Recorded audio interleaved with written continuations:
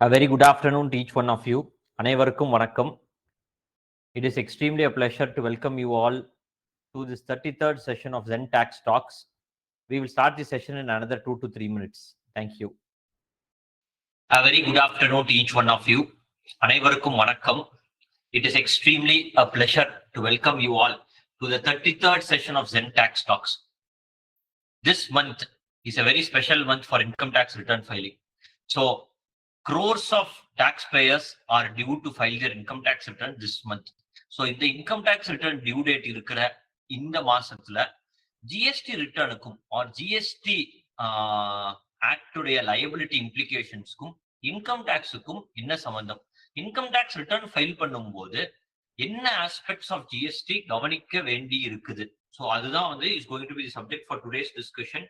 So income tax return எல்லாரும் file பண்ணும்போது GST பார்க்கணுமா, இதுக்காக பார்க்கணும், அதனால என்ன இம்ப்ளிகேஷன்ஸ் இருக்கு? So that is going to be the overview of today's subject, and it is extremely a pleasure to welcome you all once again to this webinar. Right, I will share my screen. Right, is my screen fully visible? Filing of income tax return from GST perspective.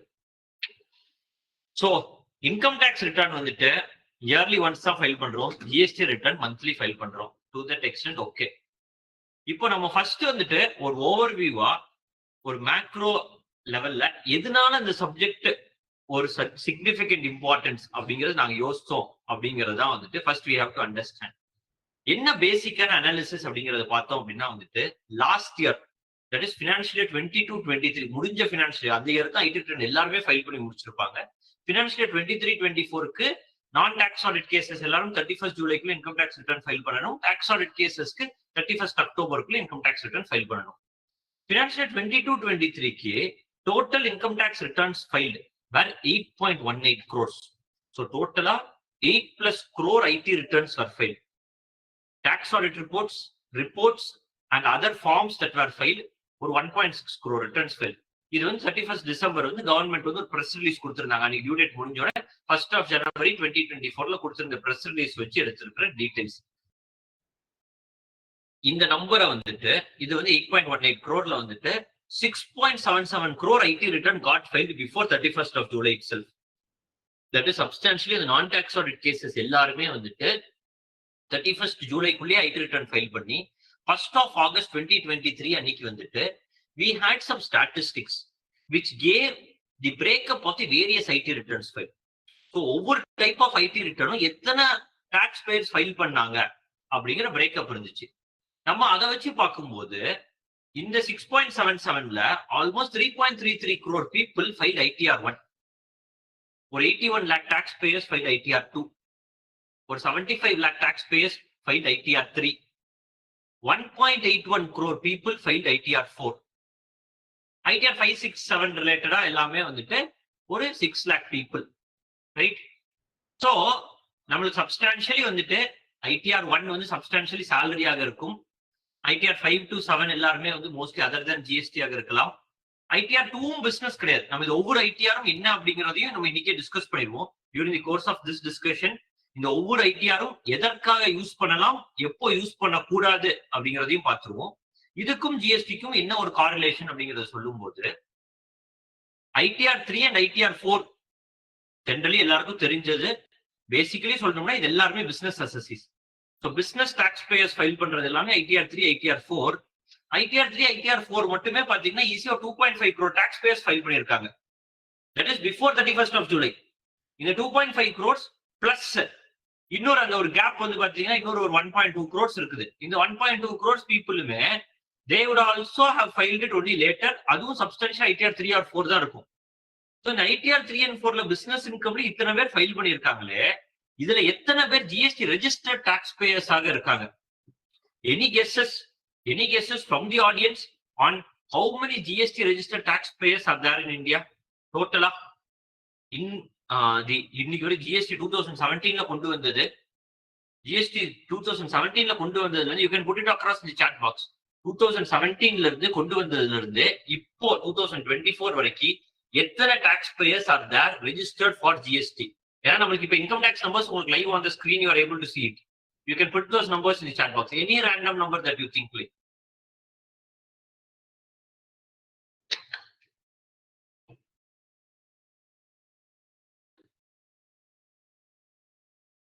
1.6 crore taxpayers, 1.9 crore taxpayers. So each one has a different answer. We have normal taxpayers, we have around 1.28 crore taxpayers, and composition taxpayers, we have another 15 lakh taxpayers.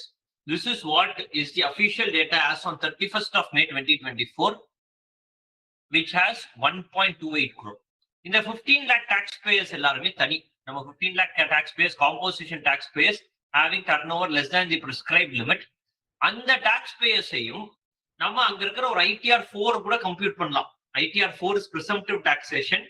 So அந்த presumptive taxation இந்த composition taxpayers கொஞ்சம் match ஆகுதா அப்படின்னு பார்த்தோம்னா அதுவும் கிடையாது. We can see there is completely a wide difference between the number of GST registered taxpayers and the number of ITRs filed. GST registered taxpayersல my fear is even more.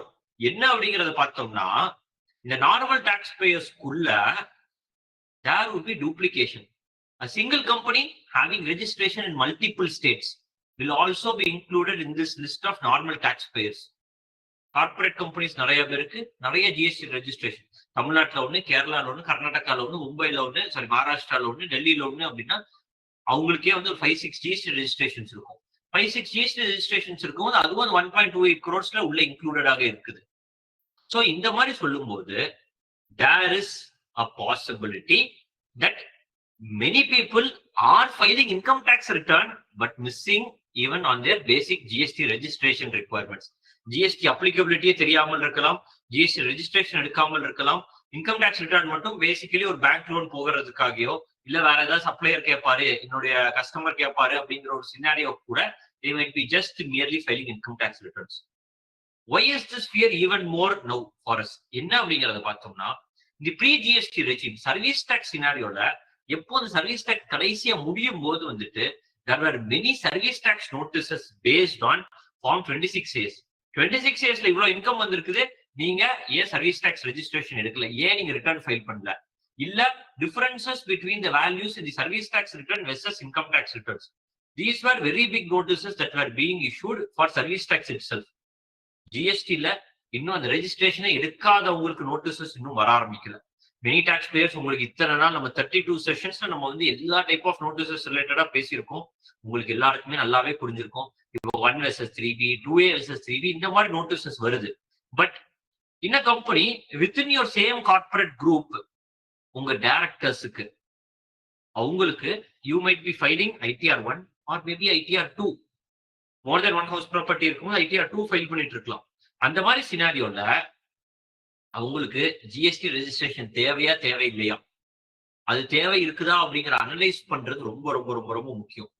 So here I come across with 2 important questions. என்ன அப்படின்னா வந்துட்டு income tax filers எல்லாருக்கும் GST registration தேவையா, number 1. Number 2, GST tax payers எல்லாருமே income tax return file பண்ணணுமா? ரெண்டுமே opposite questions. So இது எல்லாருமே ரொம்ப காமனா see here we have with us as the audience we have very many GST practitioners, many income tax practitioners. So நிறைய பேர் GST return மட்டும் ஃபைல் பண்ணி கொடுக்குறாங்க. ஜிஎஸ்டி ரிட்டர்ன் மட்டும் ஃபைல் பண்ணி கொடுத்துட்டு அவங்களுக்கு ஒரு income tax application, income tax applicability இருக்குதா இல்ல அப்படின்னா நிறைய கிளைண்ட்ஸுக்கு chartered accountants, income tax practitioners filing only income tax returns but disregarding their implication under GST. So அது ரெண்டையும் சேர்த்து பேசணும். It's going to be a very very short session. This is going to be a very very short session. We will wrap up this session in another 15 to 20 minutes of time. So the core aspect that we want to drive, அது உங்களுக்கு புரிஞ்சிருச்சுனா then the entire subject is getting completed. So during the process there would be lots of learning.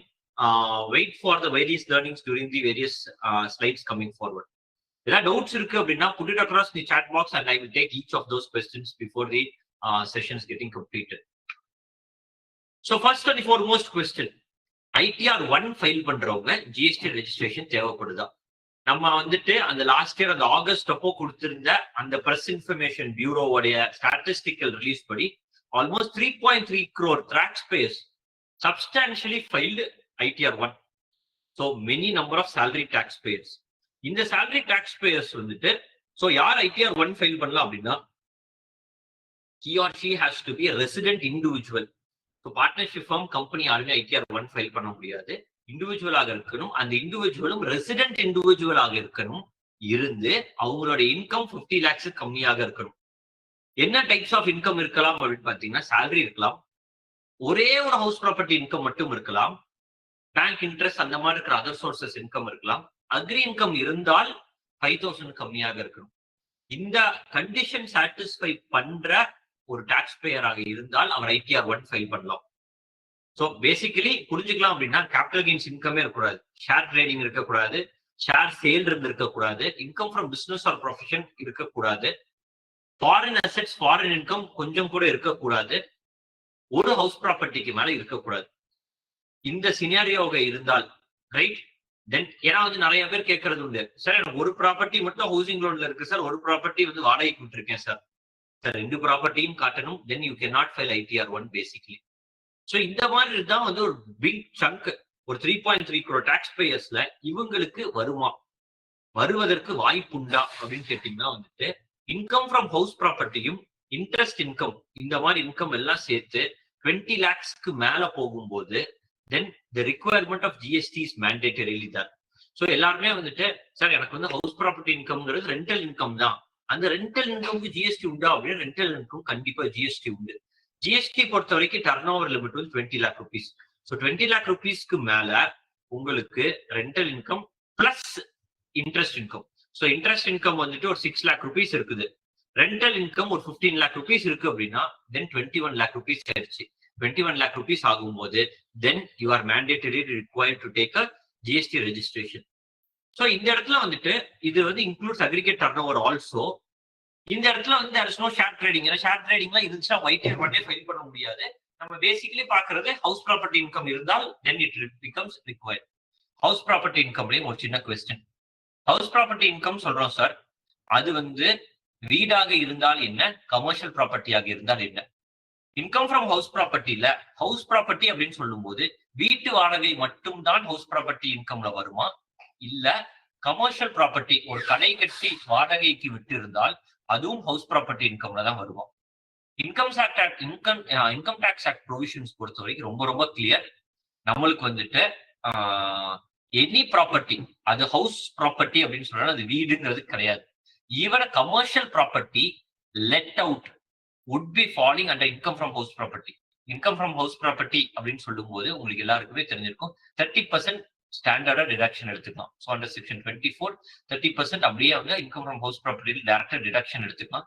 So therefore even commercial property is shown only under income from house property. ஏன்னா வீட்டு வாடகைக்கு GST கிடையாது. Exclusively உங்களுக்கு வாடகை வருமானம் வருது, 15 lakh rupees வாடகை வருமானம் வருது, 6 lakh rupees இன்ட்ரெஸ்ட் இன்கம் இருக்குது, சேலரியும் இருக்குது. அப்படிங்கிற சூழ்நிலையில அந்த 15 lakh rupees ஃபுல்லுமே 100% உங்களுக்கு எக்ஸ்க்ளூசிவ்லி எக்ஸம்ப்டடாக இருந்தால் GST ரெஜிஸ்ட்ரேஷன் தேவையில்லை. இல்ல அந்த 15 lakh rupees சார் ஒரே ஒரு கடை மட்டும் வாடகைக்கு விட்டுருக்கோம், அந்த கடையுடைய வாடகை 1,20,000 rupees வருது அப்படின்னு இருந்தால் கூட நம்மளுக்கு அந்த 21 lakhs வந்துருது. அந்த 1,20,000 rupees தான் என்னுடைய டாக்ஸபிள் டர்ன் ஓவராக இருந்தால் கூட ரெஜிஸ்ட்ரேஷன் ரிக்வயர்மெண்ட்டுக்கு நம்ம GSTல பார்க்க வேண்டியது aggregate annual turnover, exempted இன்கமையும் சேர்த்து தான் பார்க்க வேண்டும். அதனால அந்த அசஸிக்கு GST ரெஜிஸ்ட்ரேஷன் எடுக்கக்கூடிய தேவை இருக்கும்.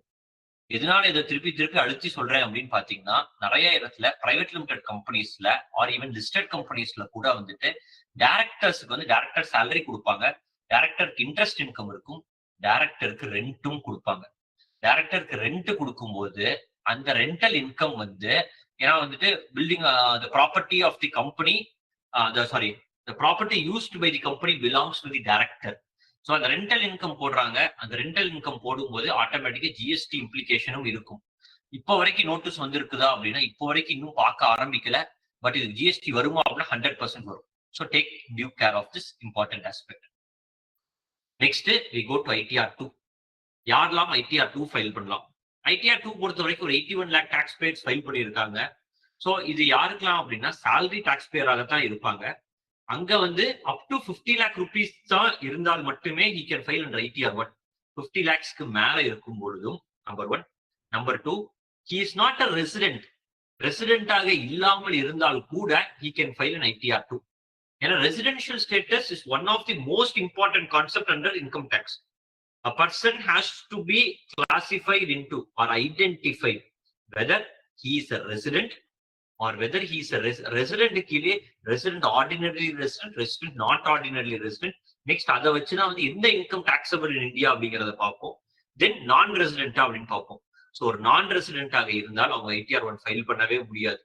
ஸோ நான் ரெசிடென்ட் அப்படிங்கிறது வந்து அவங்க சிட்டிசன்ஷிப் ஸ்டேட்டஸ் வச்சு கிடையாது, அவங்க நம்பர் ஆஃப் டேஸ் இந்தியாவில் எவ்வளவு நாள் இருந்திருக்காங்க.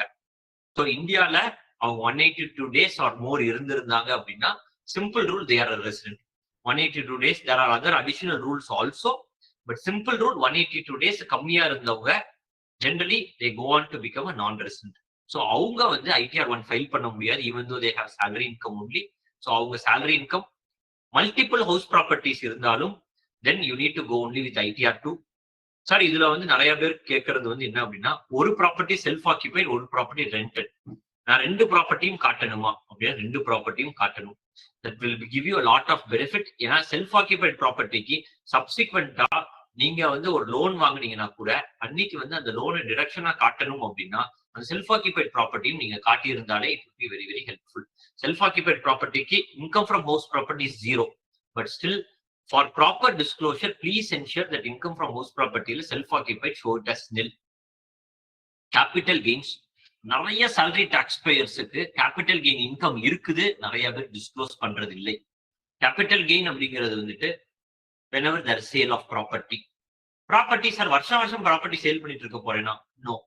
sale of property does not mean only sale of ப்ராப்பர்ட்டின்னு சொல்ல மாட்டோம். Under income tax act capital asset அப்படின்னு சொல்லுவோம்.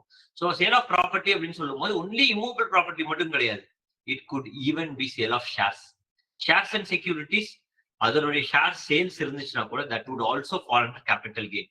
ஸோ இந்த மாதிரி இருக்கிற கேபிட்டல் கெயின் இருக்கிற அசசிஸ் and any foreign asset and foreign income இருக்கிறவங்க யாருமே ITR1 ஃபைல் பண்ணக்கூடாது, they need to file ITR2.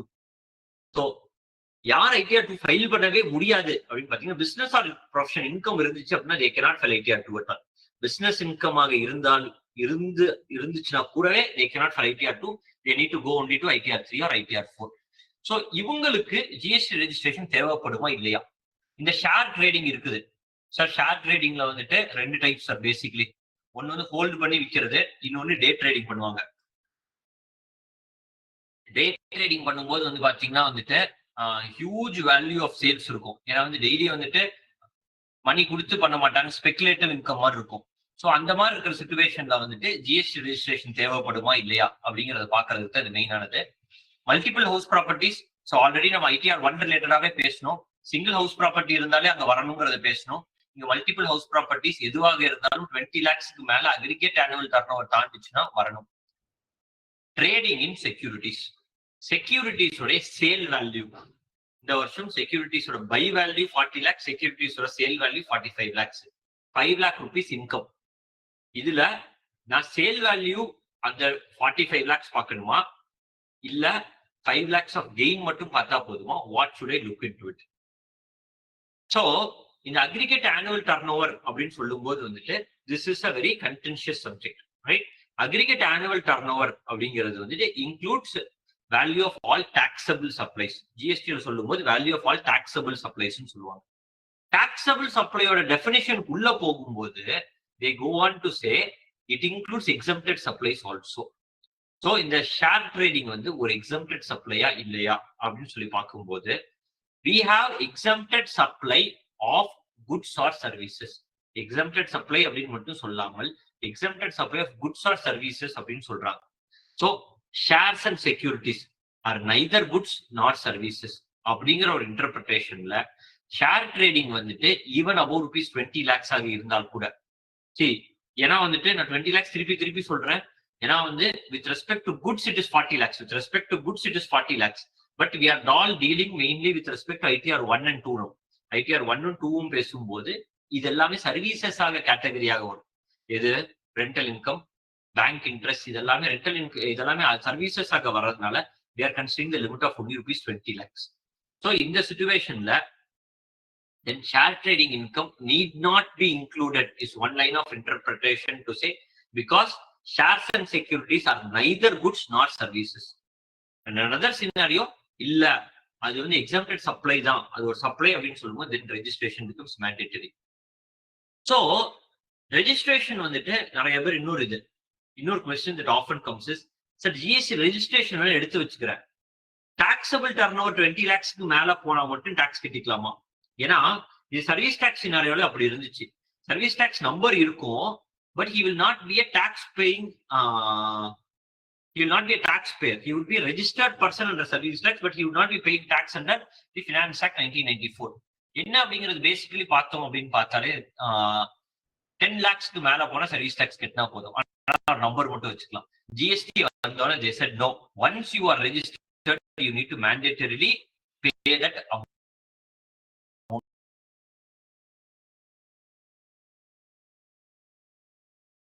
Am I audible now? Is my voice better? Yes, audio is not clear now. Okay, great sir, thank you very much sir, thank you. So we will take it forward now. Is my screen visible? Yes, my screen is visible. Right. Thank you so much. Thank you so much for all your very good responses, very quick responses. So ITR 3 related up. In ITR 3 and ITR 4 that's a business income. The business income taxpayers தான் எனக்கு வந்து ஒரு மேஜரான doubt. இந்த numbers நம்ம திருப்பி போய் பார்ப்போம். என்ன அப்படின்னா வந்துட்டு ITR 3 plus ITR 4 பாத்தீங்கன்னா ஈஸியா 2.55 crores வருது. இந்த 2.5 டாக்ஸ்க்கு 2.5 crore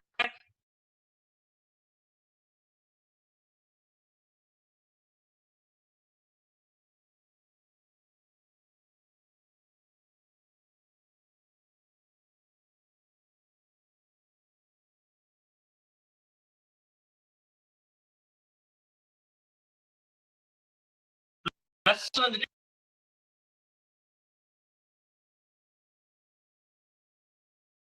இருக்குன்னு சொல்லும் போது இங்க வந்து பாத்தீங்கன்னா 1.4 தான் இருக்கு. My sincere apologies for the disruption. So I think the solution, the internet would work fine now. There was one change of network. So ITR 3 related திருப்பி explain பண்ணுங்கன்னு சொல்லியிருந்தாங்க. It was not clear. Yes sir. So ITR 3 and ITR 4. So அந்த ITR 3 and ITR 4 related வந்துட்டு the submission is very very clear, right? The ITR 3 and ITR 4 தான் sir business income. The ITR 3 ITR 4 related the numbers clear பாத்தீங்கன்னா roughly around 3.5 crore taxpayers would have filed business income. But GST registrationல வந்து பாத்தீங்கன்னா only 1.4 தான். 1.28 1.15 add பண்ணோம் அப்படின்னா கூட roughly around 1.4 taxpayers தான் இருக்காங்க. So when you are filing a income tax return for business income, be very cautious.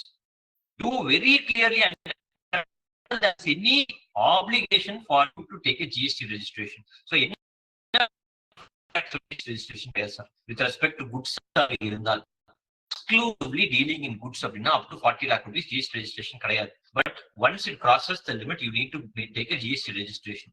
இன்னொரு இன்னும் வந்து ரொம்ப இம்பார்ட்டண்டா வருது அப்படின்னா எல்லாரும் இன்கம் டாக்ஸ்ல வந்து இன்கம் ஜாஸ்தி பண்ணி காட்ட ஆரம்பிச்சுட்டாங்க. இதனால எல்லாமே வந்து யூபிஐ ரிலேட்டட் பேமெண்ட்ஸ் எல்லாம் வரும்போது நம்ம டேட்டா எல்லாமே பார்க்கும்போது சார் என்ன சார் இவ்வளவு ரெசீட்ஸ் இருக்கு அப்படின்னா, ஆமா சார் இருக்கு சார். சார் பேங்க்ல வந்த ரெசீட்ஸ் மட்டுமே வந்துட்டு someone who's into a very simple retail shop மட்டுமே 33 lakhs இருக்குது சார். அப்ப ஈக்குவலா கேஷ் ரெசீட்ஸ் இருக்கும்ல அப்படின்னா அதுக்கும் நம்ம பார்க்கணுமா சார் அப்படிங்கும் போது it is very very important that people assess their GST turnover properly. ஏன்னா requirement of registration, once they miss to take their GST registration, then they don't collect GST, but at a later point in time பின்னாடி வந்து department வந்து கேட்டாங்க அப்படின்னா வந்துட்டு the liability is going to be very very huge. Therefore please make sure that business income, so அதுதான் வந்துட்டு ITR 3 and ITR 4 ரிலேட்டடா வந்துட்டு சார் 40 lakhs லிமிட்லாம் வந்து only and only exclusively with respect to goods னா மட்டும்தான். Otherwise 20 lakhs is the limit. So individuals and HUFs ஆக இருக்கலாம் having income from business or profession. So business income இருக்கிறவங்க generally they will be filing ITR 3. individuals ஆக இருக்கும்போது individuals, HUFs and firms deemed income. So இதுவும் நிறைய பேர் feel பண்றாங்கன்னு பாக்குறோம் sir. Sir ITR 3 individuals business income offer பண்றதை விட deemed incomeல income ஆஃபர் பண்றோம் 1.81 crore taxpayers. இந்த டீம்டு இன்கம்ல ஆஃபர் பண்ணும் போதும் அதுக்கும் ஜிஎஸ்டி ரெஜிஸ்ட்ரேஷன் கண்டிப்பாக தேவைப்படும். ஏன்னா டீம்டு இன்கம்ல வந்துட்டு உங்கள் டர்ன்ஓவர் less than 20 lakhs ஆகி இருந்தால் ஜஸ்ட் ஃபார் வெரி வெரி என்ன சொல்றது ஒரு இல்லஸ்ட்ரேட்டிவ் பர்பசஸ், ஏன்னா இதுல ப்ரொஃபஷனல்ஸ் இருப்பாங்க, ப்ரொஃபஷனல்ஸ்க்கும் ஜிஎஸ்டி ரெஜிஸ்ட்ரேஷன் தேவைப்படும். ப்ரொஃபஷனல்ஸும் when they are engaged in supply services exempted 100% doctors அப்படின்னா then it is fine. In all other scenarios even professionals would be required to get GST registration. So இதுல வந்து என்ன அப்படின்னா வந்துட்டு presumptive taxationல we have section 44AD. So 44ADA அப்படிங்கிறது dealing with professionals, 50% of the gross receipts is offered as income. 44ADல வந்துட்டு my fear, the main purpose of this discussion itself is mainly concerning with 44AD னு வச்சுக்கலாமே. So 44ADல வந்துட்டு 8% of their turnover, gross receipts or 8% of their gross receipts or turnover shall be offered as income or higher. Okay, 8% மட்டும்தான் இல்லை, even 20, 30%, 30, 40%, depending on what is the actual profit needs to be offered. So இந்த சினாரியோல சொல்லும் போது வந்துட்டு நிறைய பேர் வந்துட்டு sir ஒரு டர்ன் ஓவர் பேசாம போட்டுக்கலாம் சார் ஒரு 50, ஏன்னா turnover tax audit limit எல்லாருக்கும் தெரியும், 1 crore மேல போன டாக்ஸ் ஆடிட் தேவைப்படும். ஸோ ஒரு 50-60 lakhs போட்டுக்கிறது, 60 lakhs டர்ன் ஓவர். ஸோ அதுக்கு வந்து 10% போட்டீங்க அப்படின்னா 6 lakh rupees, 6 lakh rupees new regime income tax வராது. Turnover 60 lakhs, 10% 6 lakhs income tax ஒண்ணுமே கிடையாது. பட் 60 lakh rupees இருந்துச்சு அப்படின்னா ஜிஎஸ்டி ரெஜிஸ்ட்ரேஷன் பிகம்ஸ் மேண்டேட்டரி. அது நீங்க டிஃபரன்ஷியேஷன் வந்து ப்ராப்பரா குட்ஸா சர்வீசஸ்ங்கிறது வேற கேட்டகரைசேஷன் கரெக்டா பண்ணல அப்படின்னா then 20 lakhs மேலே ஜிஎஸ்டி ரெஜிஸ்ட்ரேஷன் தேவைப்படும் அப்படிங்கிறது will also get triggered. Therefore when you are offering any income as business, be very very clear on whether GST registration will also be applicable for you or not. As I already told you, இது வந்து not just for individuals who are doing business, but also for directors of private limited companies, directors of listed companies, any of the partners in the partnership firm, அவங்களுக்கும். ஏன்னா கம்பெனில வந்துட்டு எல்லாரும் பண்ணியிருப்போம், private limited company, listed company, partnership firm GST registration இருக்கும். அந்த individual GST registration தேவைப்படுதா இல்லையா அப்படிங்கிறதா வந்து இன்னொரு additional point which needs to be very carefully looked into. ITR 5 partnership firms LLPs would be filing ITR 5. So இங்க இந்த இடத்துல வந்துட்டு நிறைய மிஸ் ஆயிருக்கிறதுக்கு ரொம்ப பெரிய வாய்ப்பு இல்லை. இங்க வந்துட்டு generally GST return complaints is better. So இங்கேயுமே வந்து பாத்தீங்கன்னா இங்க ITR 5 ஃபைல் நாட்கள் தான் ரொம்ப கம்மி தான். ஸோ அங்க இருக்கிற ITR 5 to 7 அந்த டைம்ல 6 lakh டாக்ஸ் பேஸ் தான் ஃபைல் பண்ணிருந்தாங்க. கம்பெனிஸ் எல்லாருமே அப்புறமேல தான் ஃபைல் பண்ணிருப்பாங்க. So that side the complaints is even more better. But அந்த சைட்ல இருக்கவங்களுக்கு வேற என்ன கம்ப்ளைண்ட்ஸ் இருக்குது, ரைட்? ஸோ இப்போ இன்னொரு கொஸ்டின், ஸோ நம்ம ஸ்டார்டிங்ல ஆரம்பிக்கும் போதே we looked at 2 important questions. Income tax file பண்றவங்க எல்லாருக்கும் ஜிஎஸ்டி ரெஜிஸ்ட்ரேஷன் தேவையா?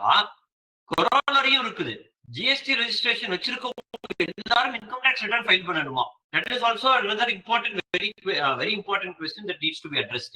So GST registration இருக்குது, இன்கம் டாக்ஸ் ரிட்டர்ன் ஃபைல் பண்ணணுமா அப்படிங்கிறது சிம்பிளான ரூல் என்ன வச்சுக்கலாம் அப்படின்னா, பார்ட்னர்ஷிப் ஃபார்மோ கம்பெனியோ இருந்துச்சுன்னா, I am not going into the detail legal provisions of income tax, very simple understanding. Firm company, sir நான் turnover 5 lakhs sir partnership ஃபார்ம்ல பண்ணேன் சார், எனக்கு இன்கம் இல்ல சார். இருந்தாலும் for a partnership firm and for a company filing of income tax return is mandatory.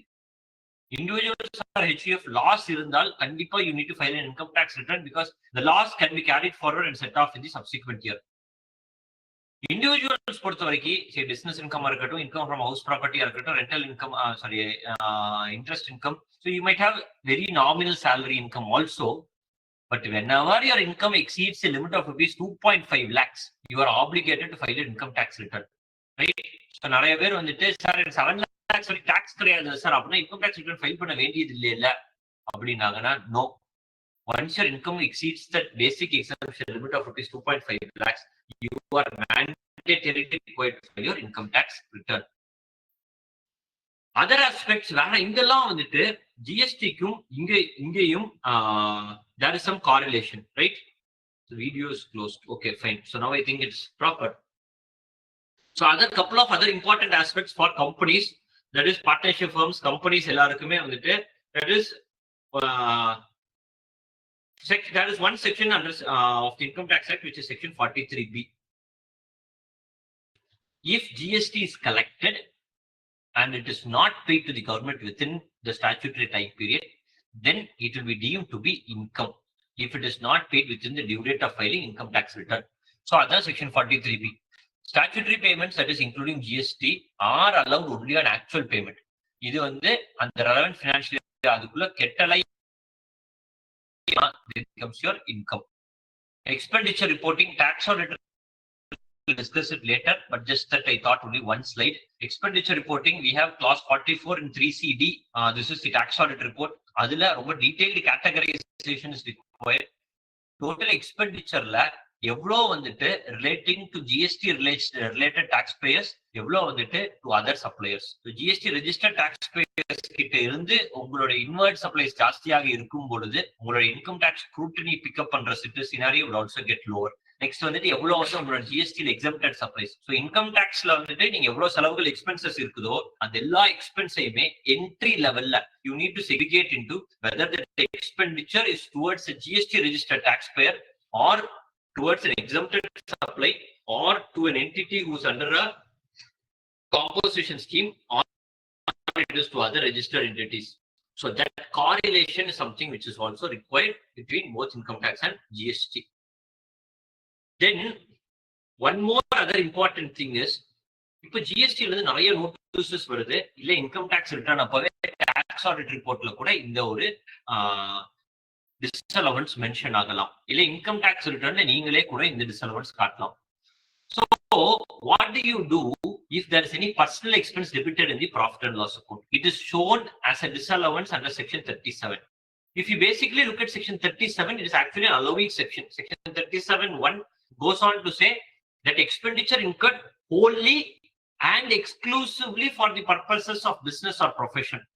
So wholly and exclusively for the purposes of business or profession is an allowable expenditure under the Income Tax Act. So the understanding is that if the expenditure is not wholly towards business or profession, அது பாதி personal பாதி business ஆக இருந்தால், then the expenditure is disallowed. So that is personal expenses எல்லாமே disallowed. இந்த personal expense disallowed அப்படிங்கிறதுக்கு இதோட related provision is there in section 16 of the CGST Act. CGST Act section 16 la input tax credit eligibility is only and only for the all inward supplies of goods or services used in the course or furtherance of business. So it should be the course or furtherance of business ஆக இருந்தால் மட்டுமே then input tax credit is eligible. So இங்க வந்துட்டு income tax ல disallowance under section 37 personal expense அப்படின்னு காட்டுறோம் அப்படின்னா, then the GST department may start questioning to say இதுக்கு இன்புட் டாக்ஸ் நீங்க ரிவர்ஸ் பண்ணிருக்கீங்களா இல்லையா அப்படிங்கிறது.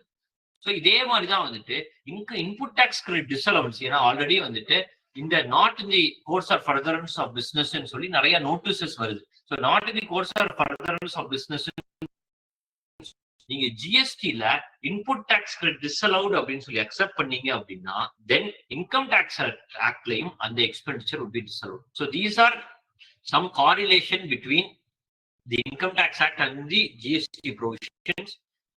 So considering that this is the income tax return filing month, we thought it is important to educate our valuable audience about these important compliances. So we thank each one of you for your patient listening, and we look forward to our upcoming very special session on the Union Budget. The Union Budget is expected on the 23rd of July, that is on Tuesday. We are planning a very special session for the Union Budget, and we look forward for each of your participation at the Union Budget. We will let you know about the exact date and time. Immediately after the Union Budget, we will have our special session. We look forward to each one of your participation at the Union Budget session. Thank you. Thank you so much.